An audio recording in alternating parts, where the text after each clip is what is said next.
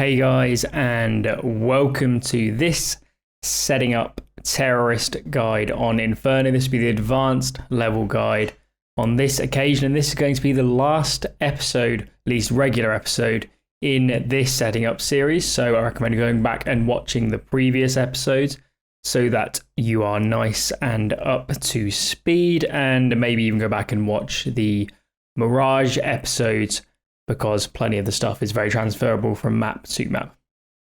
Now, following this episode, we will do a Q&A video where I'll cover any questions you guys have on anything we talk through, or Inferno, or anything kind of tangential in general. And we'll get on to that one next. So if you have any questions, put them in the description, or Twitter, Discord, all that stuff. Send them my way, and hopefully we'll get round to answering those questions. Okay then. Let's waste no time. First topic for today, first big topic, is taking Archside as terrorists here on Inferno. Now, as we talk about kind of Archside takes and, using the Archside area of the map, the first thing I really want to kind of hammer home is that I really recommend viewing taking Archside, taking this map control, as an extension of taking Brackets. It's another type of map control you can take. And just like Brackets on its own, or Banana or whatever, it doesn't mean you're necessarily going into something after it. You're getting map control, you're taking information away from the CTs you're making, you're pushing bad rotates onto them, all of this sort of stuff. This is how I really want you guys to think about taking Archside control, is that it doesn't mean we're necessarily going to have to go into something. It's just another way we can get more map control. It's just a really great thing to be throwing in. Okay, so how should we take Archside control? What nade should we be using? And all this sort of stuff. So very quickly, a style that I don't see very often is taking Archside control like this, and you do, I think it's a run, it might be a running jump through. I can't remember. It's so so irregular that you see this sort of take. But I have seen these takes in the past, taking like this, and then you'd probably flash off Arch, and then you'd come around with numbers, and you take Archside like this. Now this isn't necessarily something I'd recommend. It's just something I haven't seen very often, to be honest. I don't really know how it plays. So yeah, you could take it like this, but I wouldn't particularly recommend it because I just haven't seen it played out so much. The way I would recommend taking Archside control is by using the B split smoke. Now this smoke should be a massive part of your T side, and we're going to talk about using it as we go through this one, but this smoke is so powerful. It denies so much information. This is a really great way to kind of pressure really bad rotates. So how should we take Archside control using this smoke?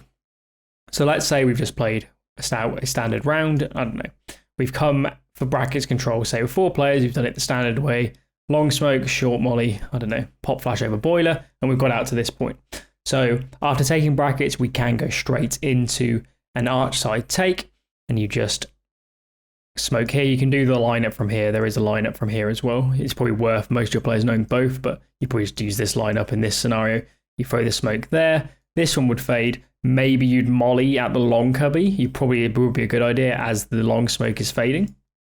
And then from here, you just have one of these two players do a nice pop flash onto his Arch, and then these two players would come around and clear out this area. And there we go. We've got some Arch control. So off the back of Brackets control can be a really kind of easy thing to add on, just a few nades, and loads more map control really opens up your options. Okay, so if you wanted to go into an Archside take without Brackets control initially, that would be a bit more complicated. So in what scenarios would you really even be doing this? So in rounds perhaps where you're defaulting free towards B early, and you're really kind of doing a lot of pressure like we talked about in the intermediate guide, where you're trying to take fights into the site, you're nade stacking, you're using a lot of nades. So, we're spending good 40, 50, maybe even a whole minute towards this side of the map at the start. So it's kind of getting in towards the mid and late round-ish by the time we're sort of coming back. This is a scenario where you might want to go straight into an Archside take. And the main reason you could do it here is because they're just lower on nades, or maybe even pull to rotate towards B with all your pressure. So if you wanted to take Arch control just like this, you have apps but you don't have anything else towards A, I recommend doing it in a style that EG used to use, and you do it like this. You'd molly long from here, from over here, and then you'd have 3 players in towards mid. Normally your AWP would be here, so they could post on one of the side, on the short side after you're done.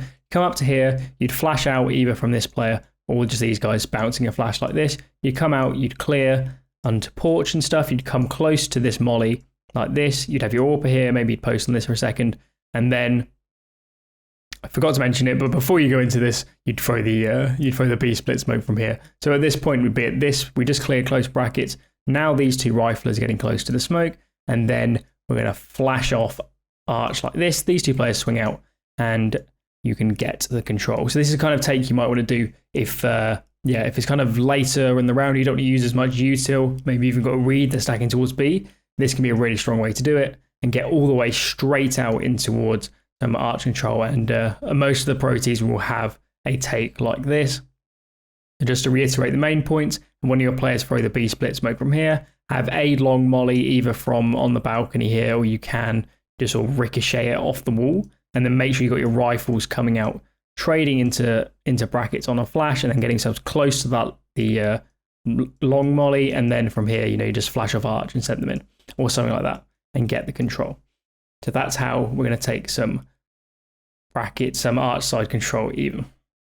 So just as a very kind of quick word of warning, when you're using these sort of arch side takes, when you're going for arch side control, particularly at lower levels, you need to be scared of re-aggression on towards short. And that's because, again, particularly at lower levels, they'll see this smoke, they'll hear the noise, they'll hear the nades, and they'll instantly start screaming at each other, okay, B split, B split, B split.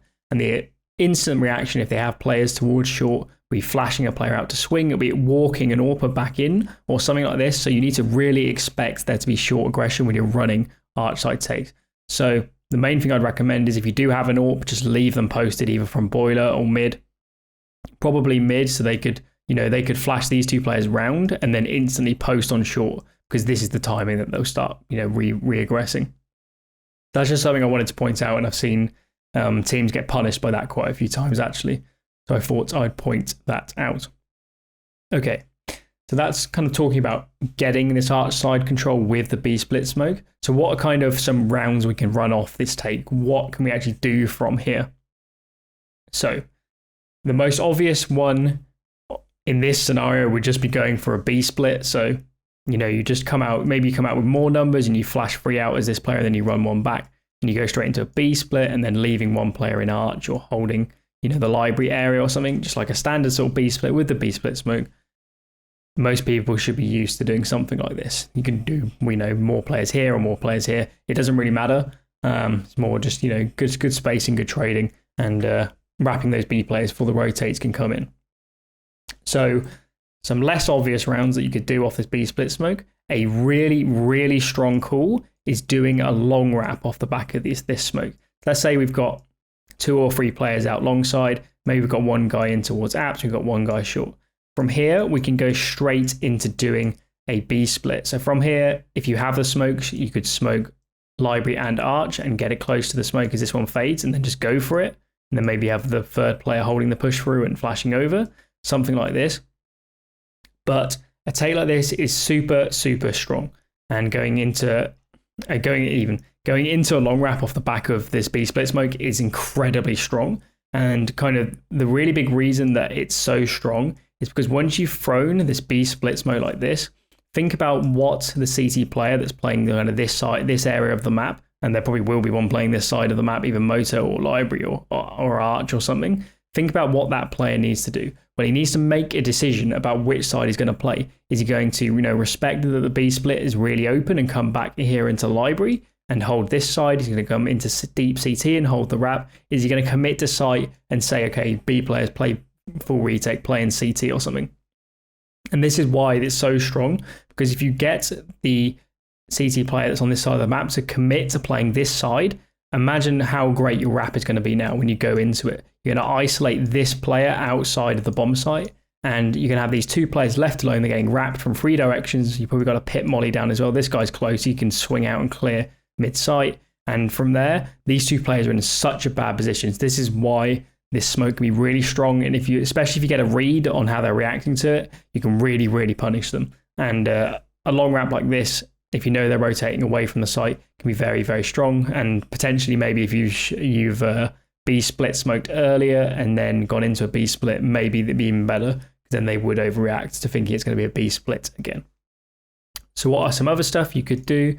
Get rid of everything. Well, maybe you just, you're flashing your 2 players and you just decide to leave one here and you run 4 back towards B. Well, when you go into your B exec with these 4 players, the CTs are going to have to respect this area so much. Maybe they're even playing full retake on the site and fighting towards CT. Certainly the rotates coming in from A are going to be so much slower than this player. If they're not respecting it, we'll probably just shoot them in the back and get a kill. This can be another option, just leaving a lurker and sending 4 in for a regular B exec. You maybe could, I don't know, leave one guy there, an apps drop, and something like that. Or maybe just run 4 at Moto and have this guy sitting in the B split smoke as it fades. You do something like this, come up Moto. Maybe you don't even bother with a Moto smoke, but this guy just comes through and kills them in the back or something. I don't know. There's so many rounds you can do off the back of this smoke, but I'd really recommend playing around with it and really getting used to using it and what you can do around it. And particularly for the in-game leaders, I'd actually recommend that you are this player that always goes out behind the smoke, because then you just call around yourself. You can lurk yourself out into arch and say, okay, you guys go back to B, or, I'm going to stay here. You guys apps pop. I'll flank them from behind. They can't rotate. And yeah, there's just so much you can do off the smoke, and I really recommend using it.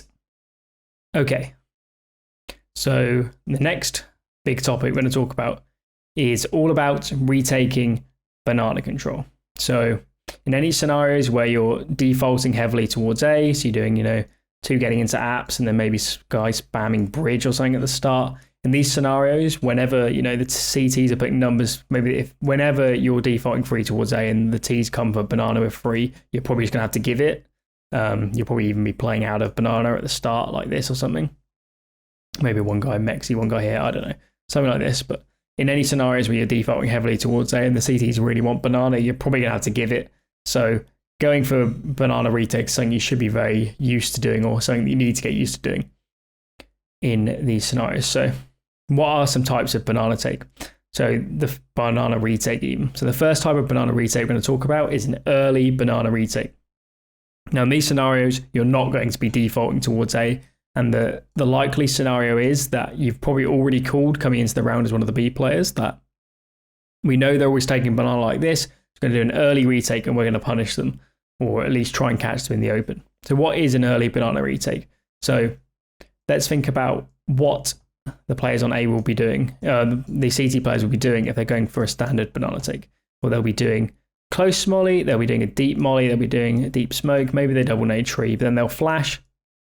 And then as these are fading or just about to fade, they'll start swinging the corner and one of the guys will probably run down and start clearing it. So when you're going for an early banana retake, the whole idea of this retake is we're going to pop in early when they really don't expect it, and we're going to go in just as this deep smoke fades.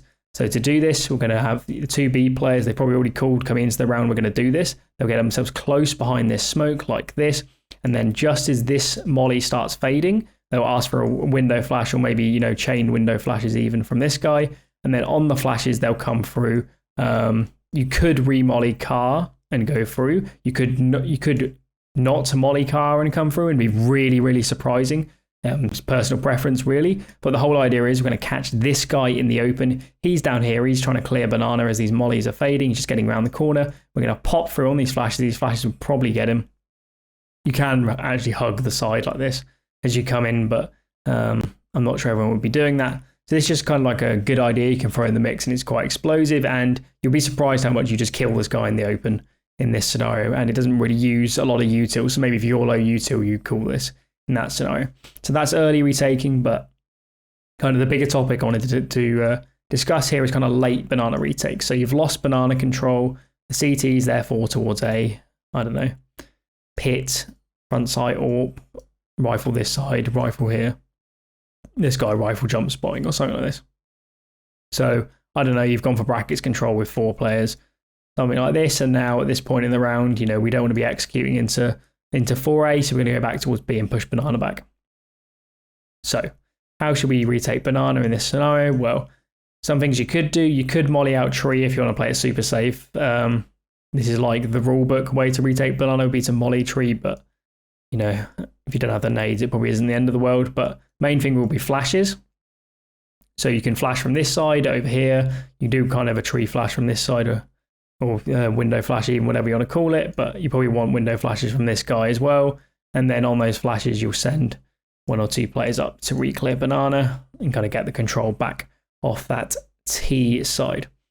So one thing I just wanted to make really kind of clear here is that I'd use 2 flashes like this when you're retaking banana. And the reason I'd use 2 flashes is in case this guy is AWPing and then doing something like he's jump spotting or he's jiggling. And if he's doing these sort of things, there's a chance he might dodge the first flash and then he'll just peek out and kill you. So with the second flash, you can really guarantee you're going to hit him and push him back. You could do stuff like 1 flash and then have your AWP posted on the reswing. But if you don't have an AWP or you don't want to do that, I'd use 2 flashes. It's probably the way I'd recommend doing it. And actually I remember, I think it was definitely North, because I mean, it was MSL when he was AWPing on North for a while. And I remember around, I think it was against Astralis in the grand final. It was definitely in DreamHack Stockholm, and I think it was in the final against Astralis, where MSL knew that when Astralis comes back to retake banana control, they just did it on 1 window flash from this guy or something like that. So he would literally stand here playing full anti-flash, looking in the wall, and to a lot of people watching, it would look absolutely stupid. He's not even holding banana. He's looking in the wall with essentially no info, at least in the round itself. And that's because he knew Astralis only used 1 flash and he was going to punish them. So he played full anti when the flash came in. Astralis players are running up and he just comes out of anti on the top of the half and kills them. So to avoid that scenario, use 2 flashes is the point we're trying to get at. So when you're retaking banana, you can accelerate onto the B site behind your banana retake. This actually works better than perhaps I'd even like to admit, accelerating onto the site with 3 or 4 players like this when you push this player back. So you'd flash him back and then run him down, get off an early CT smoke. And this works more so than you'd probably think, because this guy's alone. Even if he smokes, you can actually commit through it in a fairly decent scenario a lot of the time, especially if he's running back and he gets off a bad smoke and you can come around the side of it. So, committing straight off the back of a retake isn't such a bad call, but it works even better if you manage to contact back in for banana control before you go into that. And we'll discuss that right now. So the second to the last topic we're going to talk about is, where are the AWPs? Answering this question, where are the AWPs? And then off the back of that, contacting in for map control. So on the T side of Counter-Strike, a really big question is, where are the AWPs playing? Now, if you know where the AWPs are playing, you're going to have a much easier time taking map control and then going into the execs late. And using this information of where the AWPs are playing, you can actually get a lot more entry kills. And this is kind of an aspect that I don't think many people think about. So let's say, as an example, for whatever reason in this round we're coming into, maybe we've got to read in the round, maybe we know they don't have enough money for an AWP, but whatever the case, we know for a fact there is no CT AWP on that A-bomb site. So what we're going to do on this round is, instead of doing a standard brackets take with all the nades and all the flashes and whatever coming in like this, on this round, we're just going to walk up mid with 2 or 3 players. Maybe got 1 in boiler or something. And then from here, I don't know, maybe we bank a molly off here and get it in the cubby, and then we pop flash off short, and then we post the AWPer on long, and then these guys swing out short or something. I don't know. If we went into a take like this, we stand a much bigger chance in this scenario of actually finding an entry kill as we come in for this map control. We've used less nades even to save nades as well. But from the CT's perspective, there's so many fewer nades coming in here that there's going to be so much more likely going to catch a CT jiggling, going to catch a CT playing under porch who doesn't think you're going to be coming out yet, or anything like this. And it's just so much more likely you're going to find an entry kill in this scenario. And this is kind of how you can take yourself to the next level of reading where the AWPs are and how to play around them, is when you can contact in for map control and really punish them for not having an AWP there when you know that they don't have one. Okay.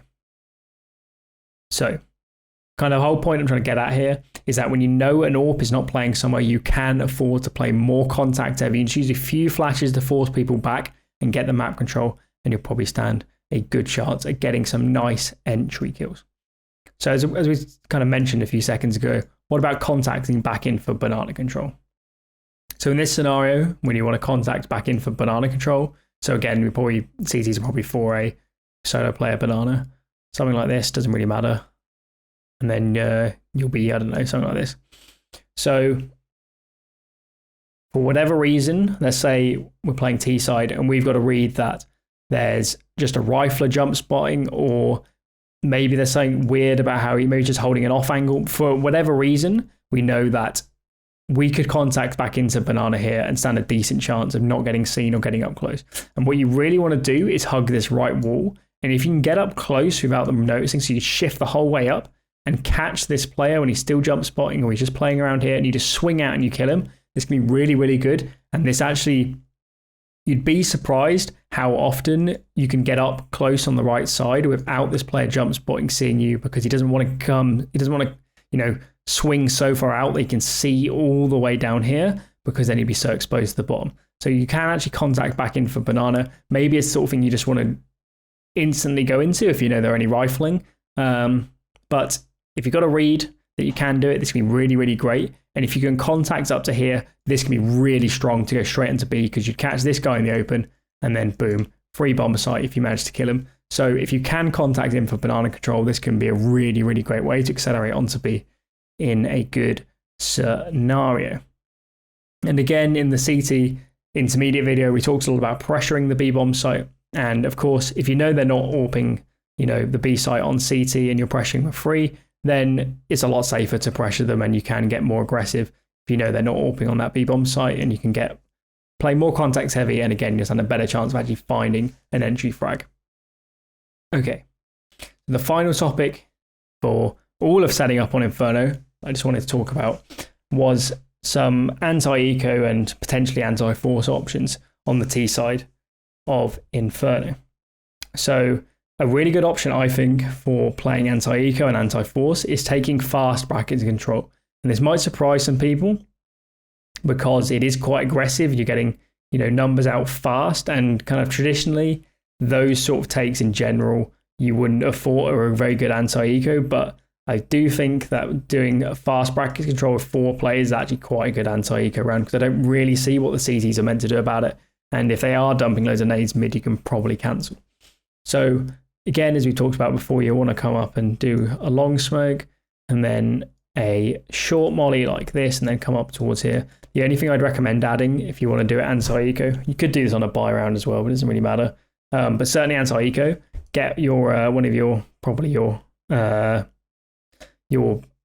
defaulters will come like here, and they'll do a bottom. So you'll do an early boiler molly, but you'll do a late one as well, like this. And the whole idea is that when you come out towards brackets to actually clear it on your flashes or whatever, maybe a pop flash from this guy over boiler as well. When you come out to clear, there can't be a CT sat in boiler, which, on the pistol is pretty likely. So this can be a really, really great way to take some map control off those ecoing players. You'll kill them all the time in the open. They won't be expecting such a fast take, especially if you get Mac 10s on these entry players when you're going for this fast. Brackets control can work out really, really well. Something you might want to add, you can do early flashes like this, just bouncing them over the wall. That'll catch any CT players that are coming up short early, try and get under porch. You might wipe them before they can even get in there. So that can be quite a good idea as well. But I thought I'd just point this one out because I don't see it very often. At least you see it a bit at the pro level, but at lower levels I don't think I'd ever seen a team deliberately doing this into an anti-eco, into an eco round. But this can work really, really well. It's actually quite a good second round as well, I think, into those like pistol smoke buys and stuff like that. So another option would be what I would call execing somebody onto a site, and it can work really, really well onto B. So let's say on our anti-eco, we've done a B default early, cleared out banana control like this. We've mollied the corner, we've got up to this point, got up to top car. Now from here, what can be really, really good, especially if you know they're like USP for either like on just USP eco or something, is you just literally exec one of your players onto the site. I definitely recommend doing this on a Mac 10 or a SMG or something. There's literally CT coils, maybe even molly new, and then just God flash front sight or something, maybe even flash behind him. But anyway, this guy's just going to jiggle around, slowly get himself in, see what's happening. If the CTs are B stacked, you're just going to run back to over your 4 players. You've only lost a Mac 10. If they're not B stacked, you've got yourself a whole bomb site. So this can just be a really, really great way to play. Just getting this player ahead of your teammates to probe the bomb site, see what's happening. This can be a really, really great call to go for in those anti-ecos. You can do anti-force as well and stuff. Maybe not. Maybe anti-force, this guy doesn't commit as hard. And maybe you molly both actually anti-force and he just sort of holds like swings and stuff rather than committing the whole way. Maybe you don't want to barrel yourself onto the site when you're anti-force, but anti-eco, definitely anti-USP buys. This can be really, really good to do stuff like this. And then finally, anti-eco, anti-force. You don't need to be taking brackets with a million nades. You can just, walk players up mid, and then I don't know. You could take it with flashes even and post AWPs and stuff. You can a really good thing to do can be mollying out. You can bounce a molly off here and it'll get kind of like here and it will spread into the cubby as well. And then mollying under porch is really, really good anti-eco. You should do that all the time. So taking brackets, just with mollies and then maybe one boiler flash, swinging out, seeing what's happening. That can be quite good. Use less nades. The mollies will flush them out. Can be quite a good idea. And of course, when you're taking apps control anti-eco, I'd probably do it with numbers. I would never just do it with 2 if you know their eco. So maybe you just give banana at the start and then you can bounce the molly off here and stuff like that for them to help them take apps. You can nade stack boiler, just add more nades essentially. This top stairs molly here can be really, really good anti-eco to stop those pistols playing those close angles, and you just get this player to spam as well. I guess he would need to be down if he's throwing the molly, but maybe at the start he can spam and trying to stop them getting in apps. But yeah, if you're playing anti-eco and your standard slow apps takes, maybe they'll even read exactly how you're doing it and stuff like that. But again, this can just be quite a good way to take your apps control anti-eco. But I think that wraps up our setting up series on Inferno. I will get round to doing the Q&A video hopefully fairly soon. So if you do have any questions, put them down sooner or later so I don't miss them. You can message me on Discord or Twitter as well if you want to send them via a different avenue. But anyway, I think the next videos you'll see will be something a little bit different. So I'm going to try out kind of a new style of videos potentially. And I'm not really sure exactly how it's going to work at the moment, but hopefully it comes out okay. So keep an eye out for those. But anyway, if you enjoyed this video, hit that like button, get subscribed, follow me on Twitter, Discord, all that good stuff. All links below in the description. And yeah, thanks for watching, and I'll catch you guys in the next one.